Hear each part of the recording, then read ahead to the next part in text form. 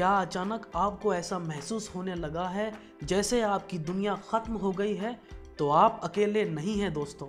Depression एक बहुत ही गंभीर और आम बीमारी है जिसे दुनिया की लगभग 10% आबादी प्रभावित है। इस वीडियो में आगे बढ़ने से पहले मैं आपको बताना चाहूँगा, अगर आपने हमारे चैनल को सब्सक्राइब नहीं किया है तो प्लीज़ इसे सब्सक्राइब कर ले ताकि आप आगे आने वाले सभी वीडियो से हमसे जुड़े रह सके। आज के समय में डिप्रेशन की बीमारी बहुत बड़ी समस्या बनकर उभर रही है। यदि इसे बिना इलाज के छोड़ दिया जाए तो ये आपको जीवन के हर पहलू पर भारी दुष्प्रभाव डाल सकती है। पहले के समय में ये डिप्रेशन की बीमारी उम्र दराज लोगों को ही होती थी, लेकिन अब कम उम्र के बच्चे और युवा भी इस बीमारी का शिकार हो रहे हैं दोस्तों। आइए इस वीडियो में जानते हैं कि यंगस्टर में डिप्रेशन की बीमारी के पीछे के कारण और इसके कुछ सफल इलाजों के बारे में। नौकरी का छूट जाना, किसी अजीज का दूर हो जाना, बुरे संबंध, कोई दुखद घटना या अन्य कोई तनाव जैसे एक व्यक्ति की उदासी के कई कारण हो सकते हैं दोस्तों। हम सभी कभी ना कभी उदासी का सामना करते हैं। कभी कभार उदास होना आम बात है दोस्तों। समस्या तब होती है जब आप उसी से चिपके रहते हैं। लगातार उदासी में बने रहना ही डिप्रेशन है दोस्तों। इसके अतिरिक्त आप डिप्रेस और उदास हो सकते हैं जिसका कोई कारण भी ना हो। इस स्थिति में बाहर निकलने और डिप्रेशन से लड़ने के लिए आपको इसके बारे में ज़्यादा समझना होगा। जब भी आप उदास होते हैं तो आपकी भावनाएं किसी विशेष घटना या स्थिति के कारण जागृत हो जाती है।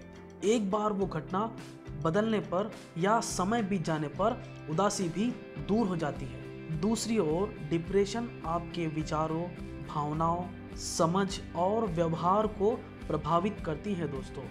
आप सिर्फ एक बात के बारे में उदास महसूस नहीं करते, आप हर चीज़ को लेकर उदास महसूस करते हैं और आपको इस मूड से बाहर आने के प्रयत्न के बावजूद वो भावना आपका पीछा नहीं छोड़ती।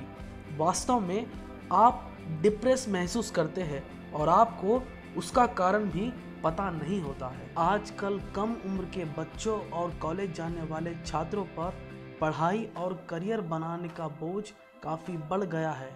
दूसरे बच्चों को आगे बढ़ता देखकर पेरेंट्स अपने बच्चों पर भी करियर को लेकर दबाव बनाने लगते हैं, लेकिन पेरेंट्स ये भूल जाते हैं कि हर बच्चे का अपना अलग टैलेंट और सीखने की क्षमता होती है। पेरेंट्स की ज़ोर ज़बरदस्ती के कारण कम उम्र से ही बच्चे डिप्रेशन का शिकार होने लग जाते हैं। आज के टाइम पर हर उम्र के बच्चे और युवा की गर्लफ्रेंड या बॉयफ्रेंड होते हैं। अब तो ये बात बहुत आम हो गई है। जब रिलेशनशिप में होते हैं तो सब कुछ बहुत अच्छा लगता है, लेकिन जब ब्रेकअप होता है तो लोग सीरियस डिप्रेशन की तरफ चले जाते हैं। वहीं एक तरफा प्यार भी यंगस्टर्स में डिप्रेशन का कारण नज़र आ रहा है आजकल दोस्तों। स्कूल की क्लासेस हो या कॉलेज के फेस्ट या फिर ऑफिस में अब बहुत ज़्यादा कंपटीशन देखने को मिलता है दोस्तों। हर कोई खुद को साबित करने के नए नए तरीके खोजने में लगा रहता है। ऐसे में कमज़ोर स्टूडेंट्स और लोगों को समझ नहीं आता कि बेहतर बनने के लिए वो क्या करें। कार्यक्षेत्र में कंपटीशन की वजह से लोग डिप्रेशन में चले जा रहे हैं आजकल। अगर आप अपने दोस्तों या रिश्तेदारों से खुलकर बात नहीं कर पाते हैं और हमेशा अकेले रहते हैं तो आप डिप्रेशन के शिकार हो सकते हैं। इससे बाहर निकालने के लिए जितना हो सके अपने दोस्तों के साथ समय बिताएं। आप डिप्रेशन को दूर करने के लिए उन लोगों से बात करें जो आपको लगता है कि वो आपको समझ पाएंगे।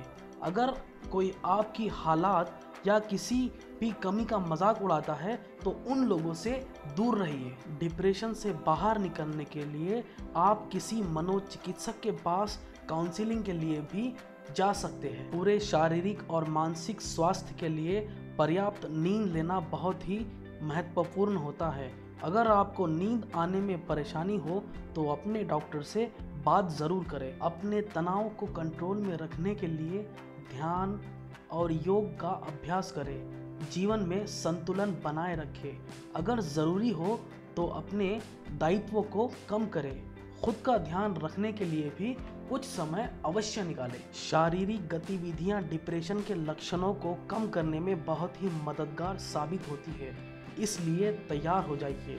कुछ ऐसी चीज़ें ढूंढें जो आप नियमित हफ्ते में कुछ बार करने का आनंद उठा सके, जैसे टहलने जाना या घूमने जाना, जॉगिंग, टीम में खेलने जाने वाले कुछ खेल जैसे टेनिस, वॉलीबॉल, फुटबॉल इत्यादि, तैरने जाना या फिर वजन नियंत्रित करने का प्रशिक्षण। क्लिनिकल भाषा में इसे कॉग्निटिव बिहेवियरल थेरेपी कहते हैं और ये डिप्रेशन के इलाज में इस्तेमाल की जाने वाली सबसे आम और कारगर थेरेपी है दोस्तों।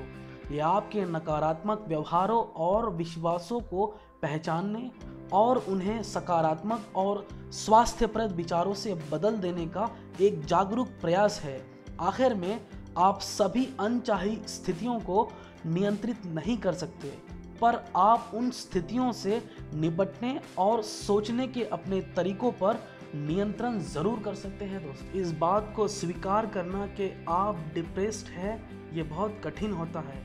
किसी और को ये बात बताना और भी ज़्यादा कठिन होता है, पर ये बहुत महत्वपूर्ण होता है। विश्वास पात्र मित्रों, रिश्तेदारों और आध्यात्मिक गुरुओं की तलाश करें। आपको इस संघर्ष में एक सहयोगी की ज़रूरत पड़ेगी। एक से ज़्यादा सहयोगी हो तो और भी बेहतर होगा। उन्हें सीधे तौर पर बताएं और मदद मांगें कि आप दीर्घकालिक उदासी या डिप्रेशन में जूझ रहे हैं। आपका सहायता समूह आपको रोज़मर्रा के डिप्रेशन से संघर्ष में आपको संभलने में सहायता करेगा। यदि आपके डॉक्टर ने डिप्रेशन के लिए आपको दवाइयाँ दी है तो आप बताए गए समय और मात्रा में दवाइयाँ लेना ना भूलें। डॉक्टर से बात करे बिना दवाइयों को बंद भी ना करें। और यदि आप गर्भस्थ होना चाह रहे हैं या गर्भस्थ हो तो अपनी दवाइयों के बारे में डॉक्टर से बात करना ना भूलें। कुछ एंटी डिप्रेसिव आपके अजन्मे बच्चे की सेहत पर बड़े स्वास्थ्य जोखिम का कारण बन सकते हैं। आपको अपने डॉक्टर से बात करके अपने बच्चे के लिए सबसे अच्छी दवाइयों और इलाज की तलाश करनी चाहिए। तो दोस्तों, उम्मीद करता हूँ आज का ये नुस्खा आपके ज़िंदगी में बहुत ही कारगर सिद्ध होगा। लाइक कीजिए अगर से ये आपको वीडियो पसंद आया हो, कमेंट कीजिए अगर आपकी कोई राय या फिर सवाल हो तो, और शेयर कीजिए उन लोगों से जिन्हें इसकी ज़रूरत हो दोस्तों। अंत में हमारे चैनल को सब्सक्राइब करना ना भूलिए। धन्यवाद।